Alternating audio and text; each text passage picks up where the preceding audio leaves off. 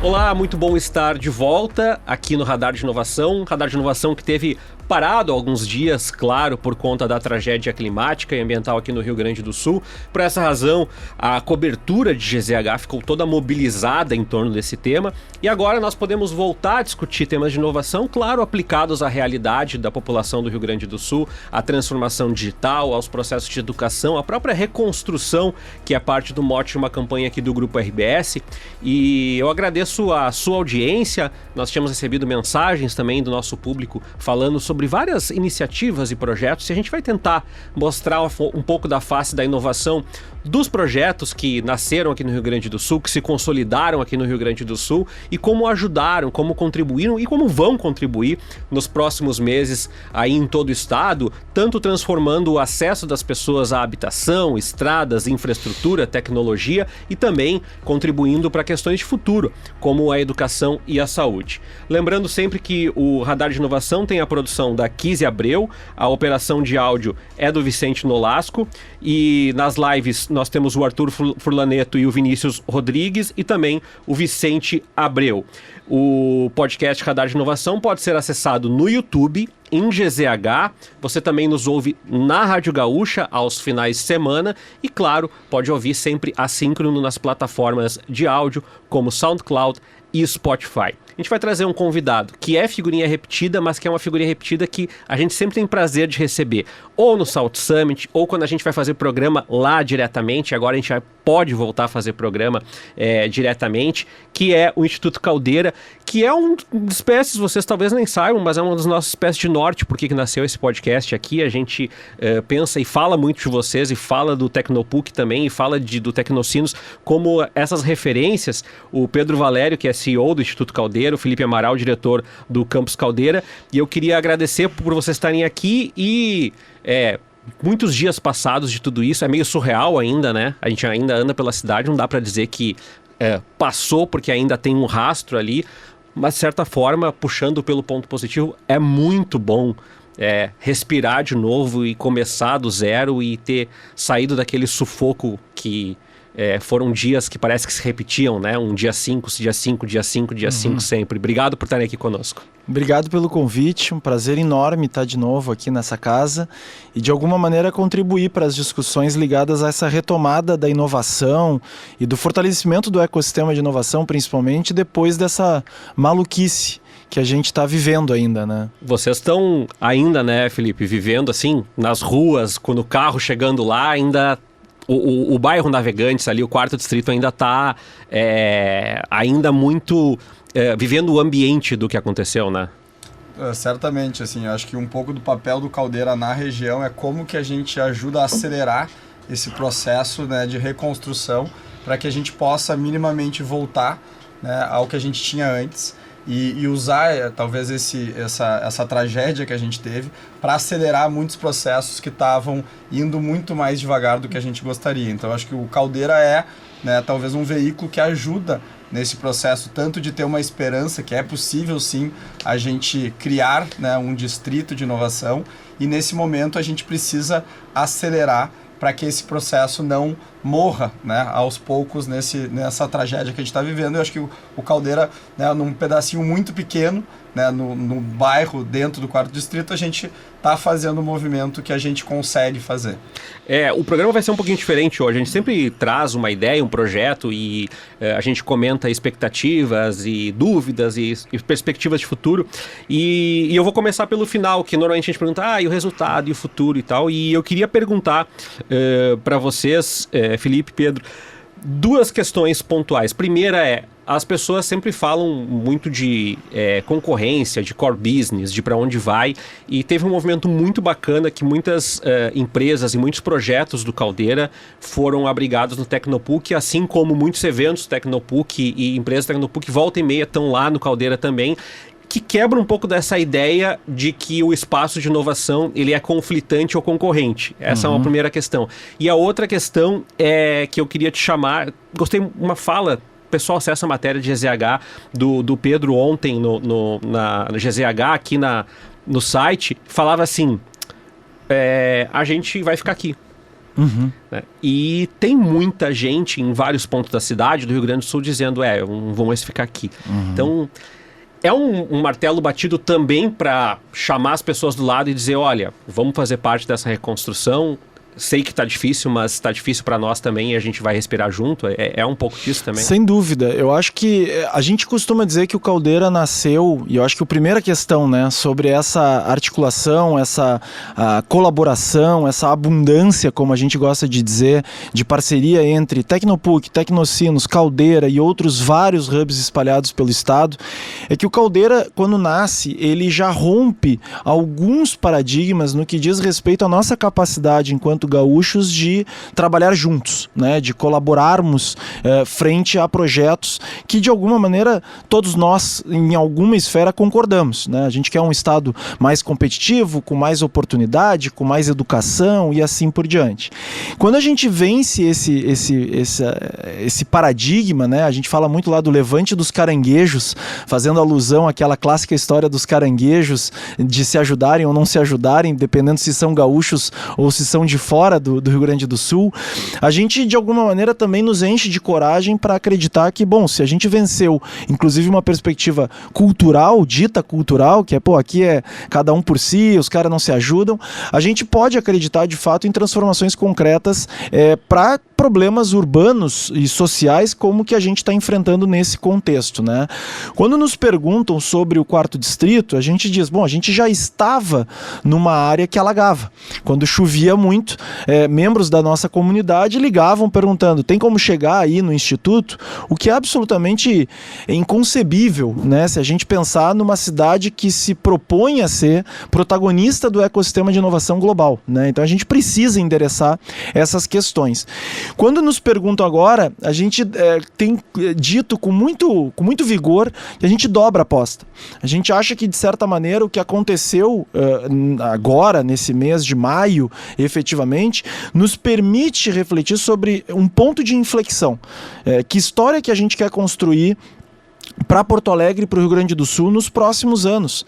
A gente vai esperar uma nova enchente, como é o caso de 1941, depois 2024, e vamos esperar para ver se vai vir em 2025 ou 2070, seja lá quando vier, ou efetivamente a gente vai endereçar questões que são pertinentes, não só para o desenvolvimento de um projeto como o do Caldeira, mas endereçando uma solução para uma região que é muito estratégica para a nossa cidade.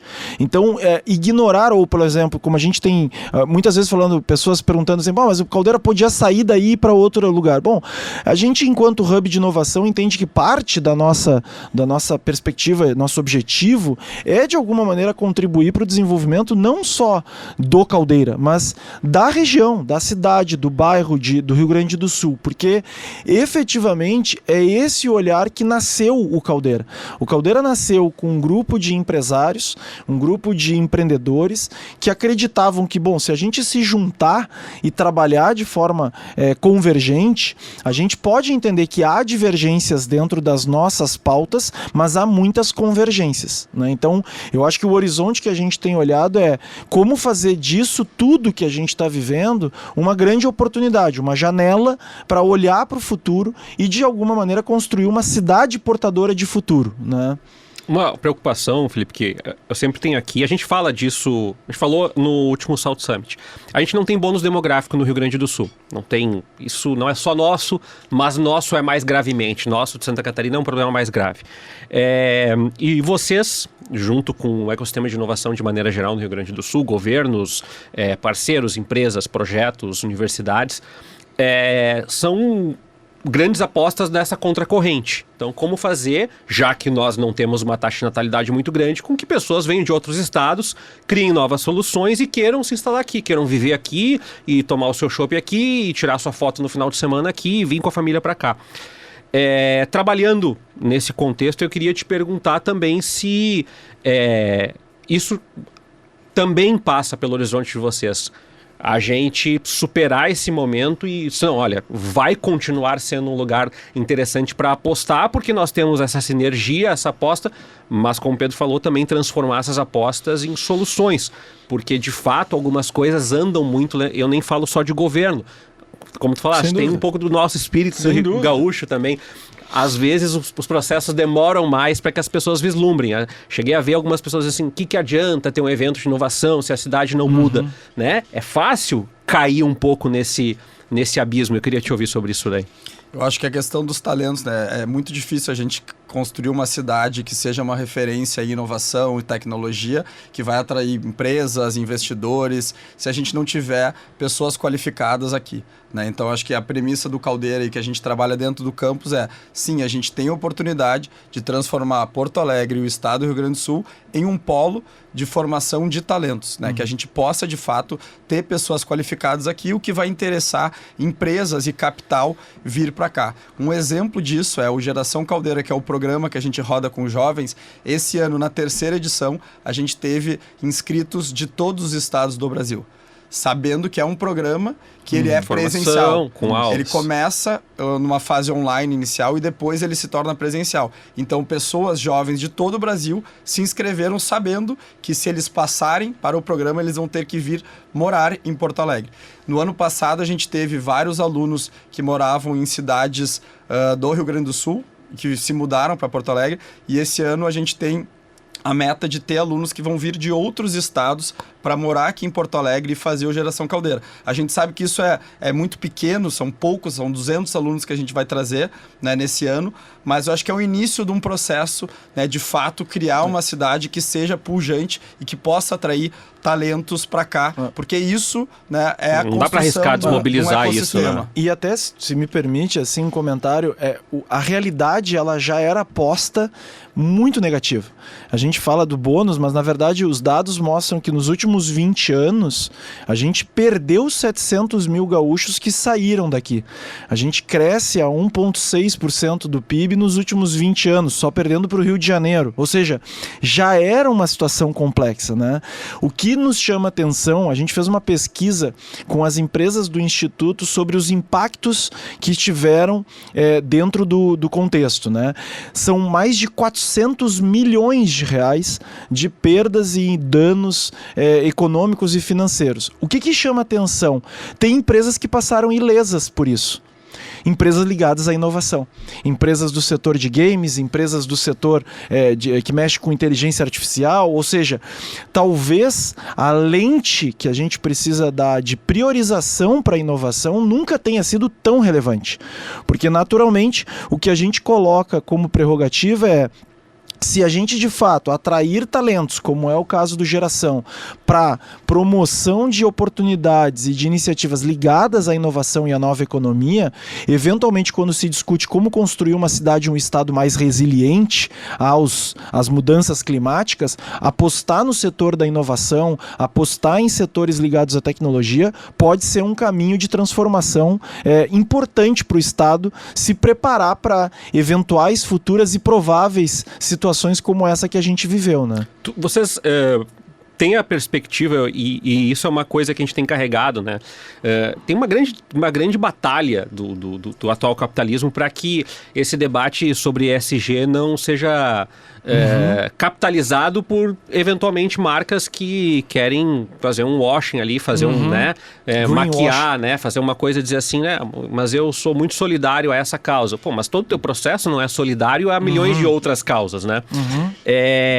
Como fazer isso? Se agora nós estamos num momento de uma depressão econômica e até uma ansiedade coletiva de dizer, olha, nós precisamos olhar para os nossos negócios do ponto de vista da sobrevivência, mas como tu falaste, né, Pedro? Olhar para os nossos negócios do ponto de vista de uma resiliência ambiental que não é só de Porto Alegre. Chegou a Porto Alegre agora, mas já tinha chegado a outras cidades de Santa Catarina, no Rio de Janeiro, no interior de São Paulo. Então, assim, como que manter o olhar para essas duas frentes? Imagino que tem várias empresas de tecnologia que vão ter que olhar agora e dizer, pô, eu já tinha olhado para a solução do ponto de vista disso, agora tem que olhar para a estrutura física, para a sede, para a gestão ambiental. Eu, se me permite, assim, eu acho que o que a gente de alguma maneira entende é que o tema que era um problema da nossa vida, que era um problema de drenagem da região do 4º Distrito, né? Hoje ela, através da grande catástrofe que a gente viveu, ela se criou uma pauta que interessa efetivamente grandes veículos e instituições que fazem investimentos importantes no que diz respeito a ESG. Eu acho que esse é um ponto. O segundo ponto é que eu acho que a solidariedade que a gente viu no dia a dia dos resgates, do acolhimento, dos abrigos, né, que todos os gaúchos de alguma maneira interagiram com uma onda de solidariedade, não só interna quanto de fora, ela de certa maneira tende a se reproduzir dentro do contexto empresarial. Porque quando a gente fala sobre um empresário que deixa de investir na região do 4º Distrito e simplesmente vai para uma região não alagável, por exemplo, né, isso é parte da resolução do problema, porque efetivamente ele garante que aquele investimento privado se proteja com mais segurança, né, obviamente, mas enquanto sociedade, a gente mantém uma cidade que abre mão de uma região, mostra que é uma cidade não preparada para o desenvolvimento que é necessário para uma competição global, né? Então, quando a gente olha para Amsterdã está 750 anos embaixo d'água, né? E já enfrentou e enfrenta esse desafio numa escala, numa perspectiva muito mais madura, né? Então, como que a gente aprende com essas regiões, para como o Felipe sempre comenta isso a gente fala muito sobre constituir naquela região do 4º Distrito, eventualmente um modelo propício e adequado para ser replicado em outras regiões do nosso estado, porque novas circunstâncias como essa vão acontecer, né? Já estão acontecendo. Já estão acontecendo. Vocês já tinham passado por isso também. Exatamente. Assim, não nessa escala, Sim, né? Exatamente. E como que vocês... Eu te pergunto isso também como professor, Felipe, na condição de como que a gente amadurece esse discurso com tanta fragilidade emocional, né? Como é que a gente constrói e olha, como o Pedro falou, é uma oportunidade para a gente abrir essa discussão em uma frente muito mais madura, né? Porque às vezes a gente começa aquele debate e dizer assim, vamos discutir drenagem. Claro, vamos. Mas depois, né? E o depois chegou, na realidade. Eu acho que isso é uma realidade não só, né, de Porto Alegre ou do Rio Grande do Sul, mas do mundo inteiro. Talvez a gente não estivesse olhando o que estava acontecendo, mas se a gente for olhar numa perspectiva global, enchentes como essa estão acontecendo muitas vezes em muitos lugares. Tanto que eu acho que a gente se conectou um pouco com esse movimento que a gente não tinha muita ideia. Por exemplo, toda grande empresa de tecnologia tem um departamento específico de desastres, de apoio a catástrofes e a desastres que acontecem semanalmente, né, no mundo inteiro. Então, acho que isso, de alguma maneira, nos coloca nesse jogo global da oportunidade, como o Pedro falou, de ser um modelo, um laboratório pequeno, mas que a gente possa testar coisas de maneira eficiente e rápida e que possam servir para outras regiões, para outras cidades do estado ou para outras cidades do Brasil e outros lugares do mundo. Então, acho que assim a gente pode também transformar Porto Alegre e o estado em algo interessante para o mundo. Quem sabe a gente possa, né, trazer algum modelo, algum aprendizado também e não só beber de fontes externas, que é o que a gente sempre fez. Uma pergunta, o Caldeira e o Tecnocinos, o Fevale Parque, enfim, os parques de maneira geral sempre foram muito articulados, a gente falou isso nesse programa, né? Não, as pessoas viram agora e a gente percebeu, a gente comentando no site, nossa, essa ideia de concorrente está muito no imaginário das pessoas, né? Tanto é que às vezes as empresas circulam por mais de um parque ou às vezes atuam em mais de um parque. E eu queria perguntar como é que foi a reação entre vocês a partir do momento do que aconteceu. Porto Alegre é uma das cidades mais atingidas, mas a gente tem um ecossistema de inovação em Canoas, que foi atingido, no Vale dos Sinos, em São Leopoldo, na região sul do estado, em Pelotas. Como é que foi esse diálogo? Como é que foi essa reação de diálogo no ecossistema? Quando a secretária veio aqui, a gente falou muito dessa luta, né? Que é amarrar as pontas soltas, assim. Tem gente empreendendo sozinho em Passo Fundo, que daí tem que se articular com o pessoal de Erechim, com o de Santa Catarina. Como é que foi esse diálogo no WhatsApp ou diretamente, assim? Eu diria tem sido, né? Porque tem sido excepcional, né? A gente tem hoje instrumentos, vamos chamar assim, movimentos, como, por exemplo, o Pacto Alegre, que da noite para o dia se tornou para além de Porto Alegre, se tornou naturalmente uma iniciativa que conecta outras frentes, né? Aliança para a Inovação, Pacto, Sinduscom, enfim, uma série de instituições, né, que de alguma maneira o que a gente percebeu foi pelo Caldeira, um abraço imediato, ou seja, o que vocês precisam? Precisa de estrutura física, precisa de, enfim, acolhimento para as empresas de vocês, ou seja, isso foi imediatamente. Para tu teres uma ideia, no dia 3, que sexta-feira, 3 de maio, que foi quando começou efetivamente as enchentes aqui em Porto Alegre, né? Na segunda-feira a gente já estava com a operação acordada e alinhada com o Tecnopuc, imediatamente, para que as empresas do Instituto Caldeira pudessem fazer o uso das estruturas lá dentro do Tecnopuc. Então isso foi imediatamente já aconteceu. A gente tem desde o início uma série de atuações no que diz respeito não só à parte de resgates, mas a parte toda dos abrigos. Então, por exemplo, São Leopoldo, né, o Unicinos fez um trabalho e tem feito um trabalho excepcional no que diz respeito à questão do abrigo, a própria PUC. Então, de certa maneira, daí o Caldeira tentando apoiar como que a gente ajudava, mas eu brinco lá com a turma do Aldi, né, estacionamento do Tecnopuc, quando a gente recebia, o Caldeira estava recebendo muitas doações, iniciativas que vinham de fora do estado, liga para a turma lá, manda estacionar no Tecnopuc, né? Então, eu acho que, para mim, existe uma perspectiva que a gente tem falado muito, que é o Caldeira quer ser uma instituição antifrágil, e a gente sonha que Porto Alegre seja uma cidade antifrágil, né? Então, cunhando o neologismo lá do Taleb, que escreveu o livro Antifrágil, situações de muito estresse, né? Uma situação de absoluta maluquice como que a gente viveu, a gente tem várias maneiras de encarar, né? Que é dissipar, perder a força, né? E ir para baixo. A gente pode continuar igual ou pode sair disso melhor, né? Então, quando a gente olha para o ecossistema que vem sendo constituído nos últimos vários anos, e tu é da academia, sabe o papel que os parques tecnológicos têm na construção disso, a gente observa nitidamente que talvez esse seja um grande momento que forge o elan, né, essa conexão ainda mais profunda entre os múltiplos atores. Porque o que se falava lá em 2019, inclusive capitaneado por muitos membros da academia, não é sobre ter uma ou outra instituição forte. A gente precisa ter um ecossistema muito forte, muito robusto, porque isso reflete naturalmente na construção de cidades e de estados mais preparados para situações extremas como essa que a gente está vivendo, né? E que não é só estado, né? Claro que tem grande parte da discussão sobre infraestrutura e sobre investimento, sobre urbanismo e prefeitura, governo do estado, governo federal e tem um papel de articulação, mas eu também trago para vocês isso porque nós voltamos ao ponto onde há responsabilidades compartilhadas, por exemplo, com o próprio descarte de lixo, né? Que a gente percebeu nesse processo, ou com a própria infraestrutura que nós muitas vezes colocamos. Bom, são áreas proibidas, muitas vezes, áreas de ocupação, enfim.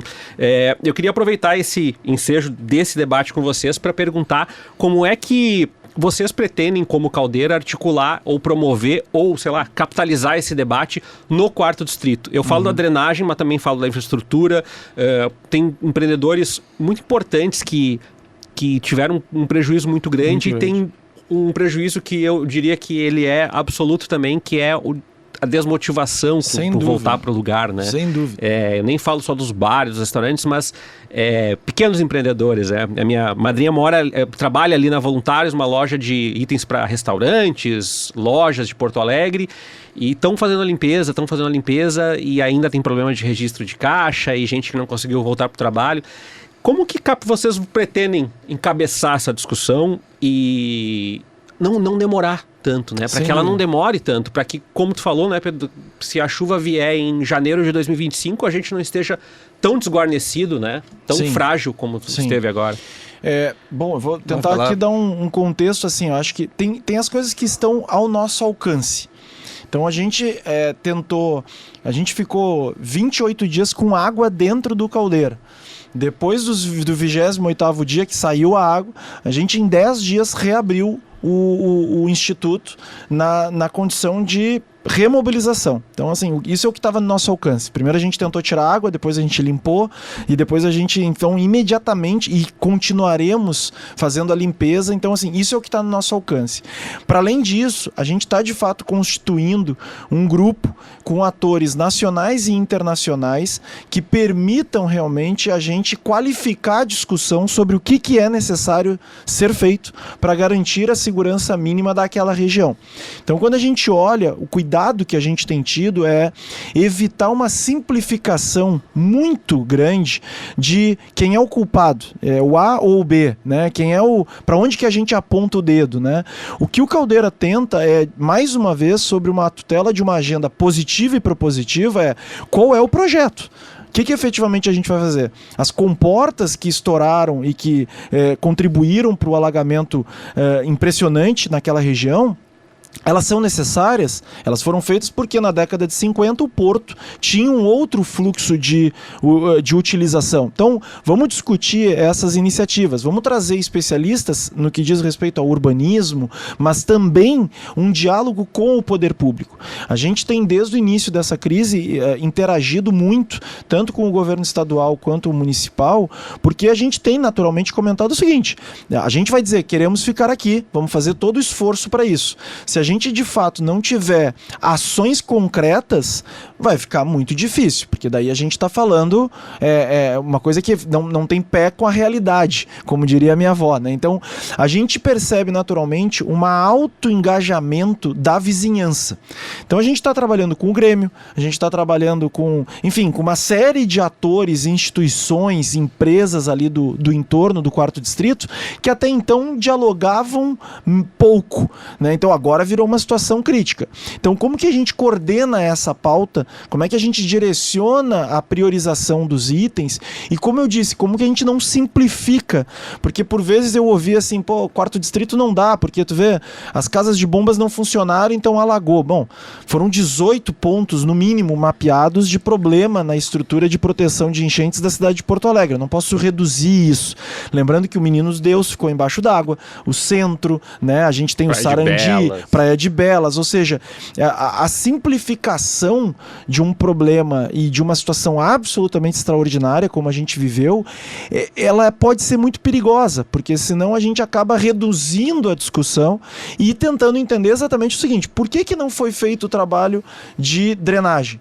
Porque efetivamente isso estava muito distante do meu, do teu e do teu imaginário. A gente ouvia falar da enchente de 41, mas não materializava o significado disso.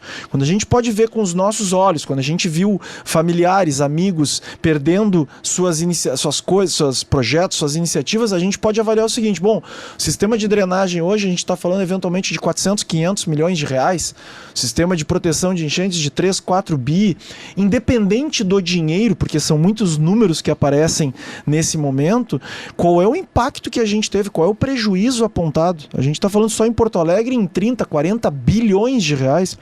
Rio Grande do Sul nem se tem estimativa clara do tamanho desse impacto. Então, eventualmente agora, a gente tem uma janela, como a gente tem batalhado, para dizer, bom, isso é prioritário, porque se efetivamente não for endereçado, bom, aí a gente tem que rediscutir o plano. A gente vê um movimento dos últimos anos da cidade de Porto Alegre, através da prefeitura e do próprio governo do estado, sinalizando que o 4º Distrito é sim uma região estratégica.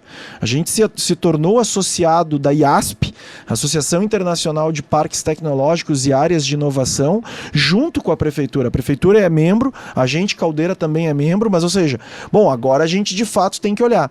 É diferente isso daquela tua provocação inicial, que agora estão pichando, né, a capital da inovação, assim, como se uma coisa competisse com a outra, né? A gente nunca colocou que a gente é a capital da inovação global, não é disso. A gente pretende buscar um lugar de maior protagonismo, justamente entendendo a própria resiliência econômica que isso daria para uma cidade como Porto Alegre e o nosso estado.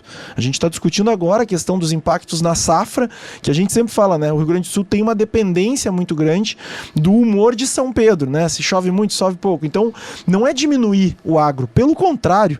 A gente viu, inclusive, agora os movimentos arrozeiros contribuindo com as drenagens, né? No assim, aeroporto, por exemplo. a gente quer potencializar isso, mas ao diversificar e trazer a capacidade de novos setores terem um papel decisivo, aí a gente pode avaliar, bom, qual é o custo desse recurso que a gente está falando sobre investir num sistema de drenagem que dê conta da situação de Porto Alegre, né? Vocês estão com o primeiro andar em limpeza e o segundo e terceiro andar as empresas voltaram, ou pelo menos boa parte das empresas já voltaram, né?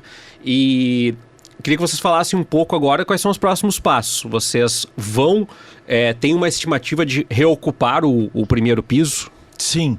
A gente, vou falar que depois o Felipe pode comentar um pouco sobre os cronogramas, principalmente dos programas educacionais, né? Mas assim, a gente abriu então o segundo e o terceiro andar. A gente tem hoje, são 519 empresas vinculadas e associadas ao Instituto. 519 empresas. A gente tem 130 escritórios dentro do Instituto e 69 no primeiro andar. Então a gente fez o quê? A gente trabalhou agora na remobilização do térreo. Todas as empresas que estão no térreo podem acessar espaços no segundo e no terceiro pavimento.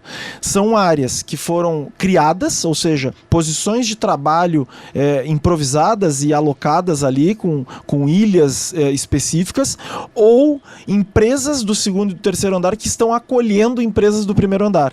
O que é muito legal, porque é bem naquela coisa de vizinho do interior, né? Então, pô, eu tive um problema na minha casa, vem usar aqui o meu fogão, vem usar aqui minha geladeira e coisas do gênero, né? Então, a gente está fazendo esse bloco. A gente quer até o final do mês de junho relançar algumas áreas do primeiro andar. O espaço da caldeira, a arquibancada, né, que são símbolos da nossa comunidade e ambientes que a gente consegue de alguma maneira trazer atividades e criar dinâmica de conexões, que é parte da estratégia e do DNA do Instituto. Arquibancada, o pessoal não sabe, né, Pedro? Mas quando tu entra ali no Caldeira, quase todos os dias tem alguma coisa acontecendo todos ali, os dias, né? Então assim, tu para, se tu quiser parar e ficar sentado ali, alguém vai estar falando, expondo, vai trazendo um pitch. Às vezes vai ter 5 pessoas assistindo, às vezes vai ter 700 pessoas assistindo. Exatamente. E é uma sensação muito legal, porque é a sensação de que não importa o que tu estiver fazendo, em qual momento tu vai, tem alguma programação, tem algum espaço, tem alguma articulação ali. Isso é muito importante, né? Tem vários pensadores que filosofam e teorizam sobre construção de comunidades empreendedoras, criação de hubs de inovação,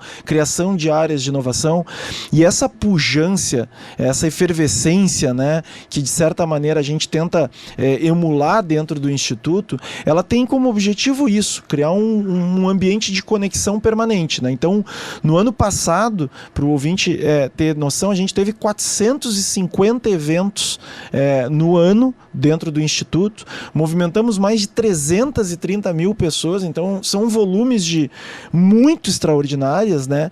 E que justamente aproximam o empreendedor do grande empresário, do poder público, da academia, né? Do estudante e assim por diante. E aí sim, eu acho que faz sentido daqui a pouco tu comentares, né, Felipe? Porque eu acho que a nossa preocupação tem programas que continuaram rodando. Então tem uma parte de startups, programas de aceleração de startups, estão rodando a todo vapor. Fizemos eventos na PUC, tivemos atividades online e principalmente desde o início da nossa crise aqui, a maior preocupação que a gente tinha estava com os jovens vinculados aos programas educacionais. Porque são jovens que já vêm de uma situação de alta vulnerabilidade, com uma alta sensibilidade, então tem jovens que perderam tudo pela terceira vez. Então são circunstâncias, como a gente fala, né? Tu comentaste do teu familiar que está desmotivado com o estoque, não sei. Imagina um jovem que não tem a condição e acesso, que perde tudo pela terceira vez. O Felipe pode comentar, mas assim, situações de pessoas cogitando, inclusive, né, enfim... Acabar, desistir. Porque desistir é a palavra, né? Para usar o termo... É um desgaste profundo, É né? um desgaste emocional muito grande. Então a gente, desde o início, primeira ação que a gente fez emergencial foi, a gente precisa levantar recursos, então a gente se associou a um programa chamado De Volta para Casa, que é literalmente dar um cartão pré-pago para pessoas que perderam tudo na enchente, e este cartão tem um valor que gira em torno de 5 a 6 mil reais, que é possível resgatar com um enxoval, com geladeira, fogão, enfim, um enxoval para o recomeço, né? Para a gente brincar lá, retomar o DALI, né? Retomar o espírito do DALI. E obviamente os programas, que aí o Felipe pode comentar, porque a gente acabou seguindo, acelerando, né? E naturalmente mantendo o compromisso, que é esse programa do Instituto, como o Felipe comentou assim, é 200 jovens no presencial, 5, 6 mil no online, não muda tudo, mas muda tudo, porque é um jovem, 2 jovens que a gente acaba resgatando a capacidade de sonhar, que a gente pode direcionar e daqui a pouco ser o empreendedor do amanhã, e ser alguém que gera valor para a nossa sociedade, né? Então, esse pessoal do Geração Presencial parou as aulas em determinado momento, né, Felipe? A gente não tinha começado ainda. Então a gente estava no processo inicial, que aí são 3 meses online, a primeira fase. Então isso não nos impactou, e essa semana a gente já tem alunos indo no Caldeira semanalmente para poder estudar de lá, para poder conhecer o Instituto.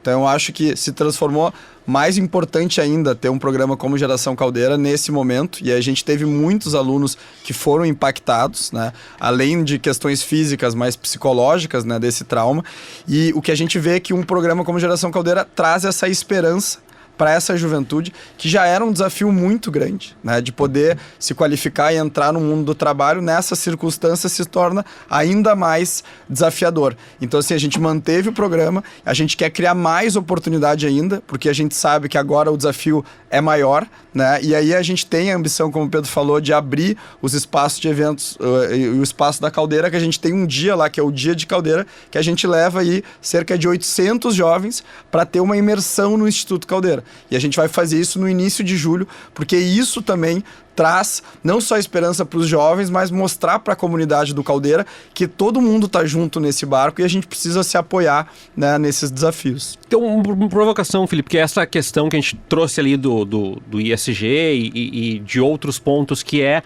como que faz para provocar a gurizada que vai entrar ou que está entrando no mercado, e eu nem falo só da empregabilidade, eu falo daqui a pouco da trabalhabilidade mesmo, do cara que vai criar um projeto, que vai vender sua mão de obra, que vai criar uma iniciativa e vender, para associar esse contexto, que é uma oportunidade no sentido de, olha, se faltavam ocasiões para a gente alertar para o tamanho da crise que a gente está passando. A gente tinha enfrentado em janeiro um blackout em Porto Alegre, que já tinha sido histórico do ponto de vista de ter ficado quase metade da cidade sem luz por 5, 6, algumas pessoas por 20 dias a fio. Que já era uma provocação da gente dizer, olha, tem alguma coisa muito errada por aí. Inaceitável, diria. Né? E aí, meses depois, a gente tem esse episódio.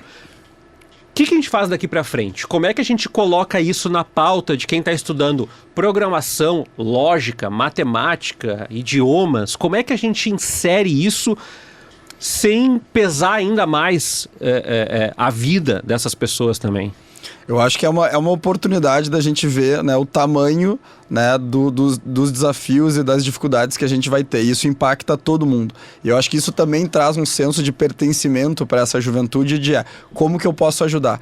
Porque o que a gente percebeu na prática é muitas vezes quem é mais afetado é quem mais ajuda nesse processo, né? E eu acho que se a gente não acreditar na juventude, se a gente não investir na juventude, dificilmente a gente vai conseguir construir, né, um estado resiliente, um estado que possa, quem sabe, um dia ser uma referência, né, a nível global. O que a gurizada falou? É uma curiosidade que me bateu agora. O que a gurizada falou nesse contexto, assim, dessas questões? Como é que eles interpretaram, além dos prejuízos e dos danos que vocês já falaram que são óbvios, como é que as pessoas sentiram essa avalanche, assim? Houve uma compreensão de que isso está no nosso momento agora? Foi visto como um fenômeno atípico? O pessoal ainda está muito impressionado? Como é que foi isso? Eu brinco, eu tenho 2 filhos, né? Um de 5 e um de 7, né? E eles viveram uma pandemia, viveram uma enchente. Meu Deus. E que eu, com quase 40 anos, fui viver nos últimos anos, né? Então, assim, certamente é um outro mundo, né, que esses jovens, essas crianças vivem e que, querendo ou não, mudou. é diferente. Então, acho que assim, a capacidade de se adaptar a esses movimentos, e eu acho que só pegar o gancho do que a gente viu com esses jovens, a gente foi entregar o cartão que o Pedro comentou na casa de alguns jovens que perderam tudo. E assim, para mim o mais impressionante é ver a pessoa numa casa que não tem nada, que perdeu absolutamente tudo, né? Mas que tem a esperança e a força de um jovem de 19, 20 anos de ser a referência para os seus irmãos mais novos, para sua mãe, para sua avó, e ser a liderança da casa. Quando a gente vê isso, a gente fala, a gente precisa empoderar esses jovens, a gente precisa capacitar, a gente precisa trazer oportunidade de trabalho e renda, porque muitas vezes o nosso aluno do Geração Caldeira é quem está, muitas vezes, sustentando uma família. Então, olha o tamanho da importância da gente investir nesses jovens. E se tu me permite, eu acho que o Caldeira ele é muito associado, obviamente, a um ambiente de tecnologia e inovação. Então as pessoas acham lá que a gente está o tempo inteiro programando, né, mexendo em algum código ou testando alguma nova tecnologia mirabolante, né? O que a gente fala muito sobre os programas é que a perspectiva mais importante é a atitude empreendedora, né? A atitude frente aos desafios. A gente brinca muito lá dentro com essa história do Dali, né? Do vamos Dali, vamos fazer.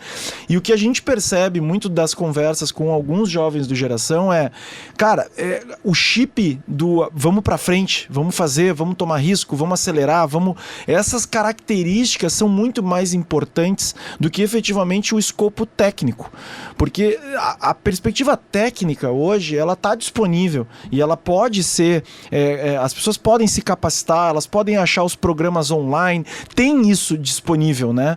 O que acontece dentro do Caldeira tem sido justamente jovens que olham para o Caldeira e se permitem trabalhar o desenvolvimento de uma atitude, que é eu sou capaz, eu tenho a possibilidade de sonhar alto, de conquistar grandes movimentos na minha vida, que eu posso trabalhar o suficiente dentro de um ramo que a minha família nunca teve nenhum contato, como é o da tecnologia, e a partir disso eu ter acesso a uma remuneração que dê condição melhor para a família, né? Então, eu acho que o exercício que a gente tem lá do Caldeira, e eu acho que essa resiliência, inclusive de dizer que a gente vai ficar lá, a gente recebeu no mutirão de limpeza do Caldeira, foi num domingo, né? Pais dos jovens do Geração que estiveram lá dizendo, cara, é minha obrigação moral tá aqui porque vocês mudaram a vida do meu filho ou da minha filha, né? Então, isso pra gente é encorajador, inspirador e mobilizador, né? Pra gente acordar cedo, trabalhar mais e de alguma maneira tentar endereçar os desafios que a gente tem pela frente, né? Bom, pegando esse gancho, já que eu passei dos 40 minutos aqui, os desafios pela frente. Bom, vocês falaram que tem os eventos, tem a retomada do primeiro andar ali, tem o desafio de que o quarto distrito volte a ser atrativo, e isso passa por remover. Tem, para quem não passou ainda pelo quarto distrito, ali pelo Navegantes, tem muito lixo ainda nas ruas, muito lixo. Tem lama ainda em alguns lugares, né? Algumas lojas dá para ver o pessoal se reerguendo.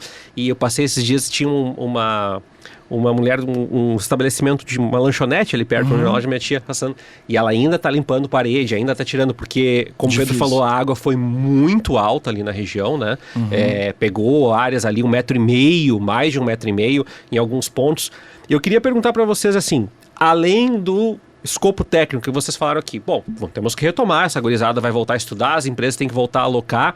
Como é que faz para resgatar o ânimo como comunidade Caldeira, mas também como o Caldeira sempre foi um centro show ali da região, porque vocês promovem os eventos, porque vem gente, às vezes, de outros estados, né? Eu já fui em evento do Caldeira que tinha mais gente de outros estados do que do Rio Grande do Sul. Como que faz para resgatar isso numa comunidade que está deprimida socialmente falando agora e que está se reerguendo, mas também, né, Pedro, que a gente falou, também está pensando... mas se tem tanta gente desencorajando, né? Dizendo não é o quarto distrito, não vale mais a pena, melhor se mudar para lugares mais altos, né? Quantas pessoas têm dito isso? Como é que faz para remobilizar? Eu sei que se fosse tão fácil assim, saia fazendo, né? Mas... Eu acho que tem 2 pontos, assim, né? De um lado, a nossa resposta sempre foi fazendo. né? A gente, de fato, abrindo caldeira, fazendo evento, mobilizando, gerando conteúdo, aproximando pessoas, gerando valor para as empresas e pessoas que participam dentro do Instituto, né? Acho que esse é um primeiro ponto. O segundo, que eu acho que a gente tem, obviamente, todo mundo virou, eu brinco assim, né? Todo mundo virou especialista em catástrofes como, né, o New Orleans, não sei o quê, todo mundo traz uma leitura sobre isso. O que, de certa maneira, tem várias perspectivas que dá para ser analisada é que a gente ainda está vivendo o momento da crise. E aí eu sempre diria assim, a citação mais intelectualmente bem sucedida que eu conheço é da minha avó, que é dá tempo ao tempo. Eu acho que a gente ainda está no olho do furacão, né? E a gente tende, obviamente, a recompor um mínimo de normalidade, como tu bem comentaste, quando a gente conseguir retirar o lixo, quando a gente continuar e terminar a limpeza e assim por diante. O que a gente acredita, naturalmente, é que não é uma resolução de problema que vai acontecer num estalar de dedos. Não é. Qualquer tipo de simplificação, seja para dizer quem é o culpado ou qual é a solução, a gente desconfia, porque efetivamente é um trabalho muito relevante. O que a gente observa é que sim, tem as pessoas céticas, que estão absolutamente assim, já rescinde o meu contrato, não vale mais nada a minha área, vou-me embora e assim por diante.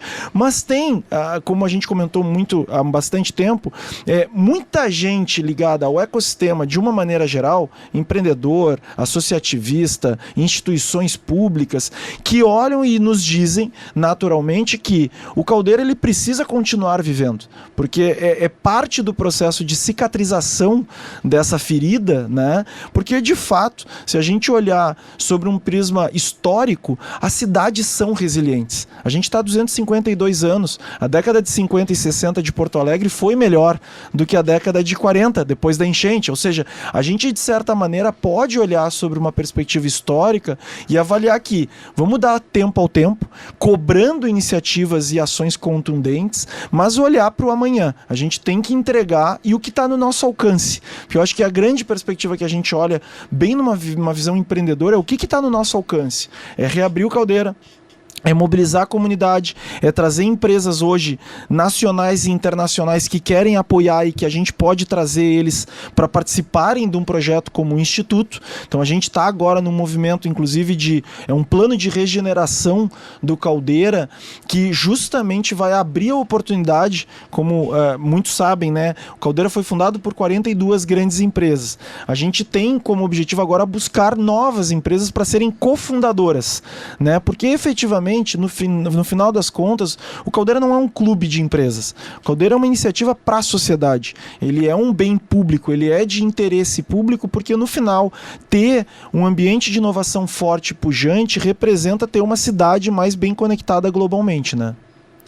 Queria também a tua perspectiva trabalhando com essa gurizada mais de perto, né, Felipe?